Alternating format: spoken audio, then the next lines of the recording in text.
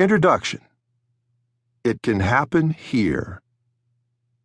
I was recently in an antique store in Beverly Hills. I was looking at this and that, Chinese stuff, French stuff. As many of you know, my tastes are very eclectic. Everyone else on the street was closed during the holiday. It was open. The owner and I talked over a Chinese incense burner, the price of it, for a while. By the way the owner looked and the way he spoke, I knew he was from the Middle East. As we talked, one word led to another, and the guy finally told me he had been in an Iranian prison for 2 years.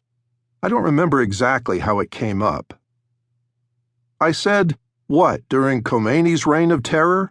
The one that Jimmy Carter brought on by failing to stand up to that zealot?" The man didn't believe that I knew all of that. He didn't know who I was. He seemed reluctant to answer at first. It's a habit people acquire when they live in brutally repressive regimes. So I repeated, "Ayatollah Khomeini did that to you?" He finally said, "Yes." His answer made me sick, not just because there are ideological tyrants running nations like Iran, but because cowardly liberalism had put him in jail for 2 years. "I was 20 years old," he went on. "Do you know what my crime was?" I asked, "What? What did you do?" He said, "At the time, Israelis were being killed by Palestinian murderers, suicide bombers, so the Israelis were trying to raise money for bomb-sniffing dogs. I sent $400 to Israel to help them train a bomb-sniffing dog. Then," he continued, "my second crime against the state of Iran, when the Muslim murderers took over, was this. They shot the most successful Iranian Jewish businessman in Iran, killed him for no reason, and I went to retrieve his body.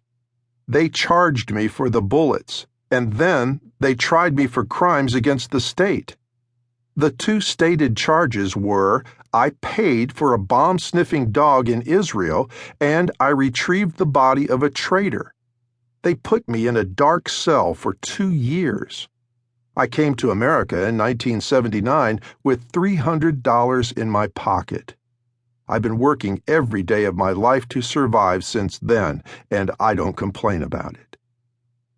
I looked into this man's eyes, unashamedly and openly admiring his unbroken spirit, and I asked, "Sir, how many years had your family been in Iran?" It caught him by surprise, because it's an odd question for an Iranian, as any Persian or Iranian would understand. It's the kind of question you ask in America, where most families have been here only a few generations. "I don't know," he said. "About 2,500 years?"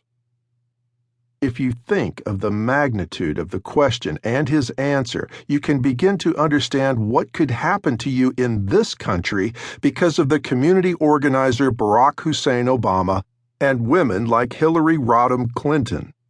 If a family can be shattered and displaced after 2.5 millennia for a politically unsanctioned act, think of what can happen in a younger country with an equally rabid ideology of socio-political correctness.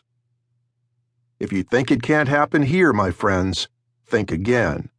Those who do not know their history are condemned to repeat it.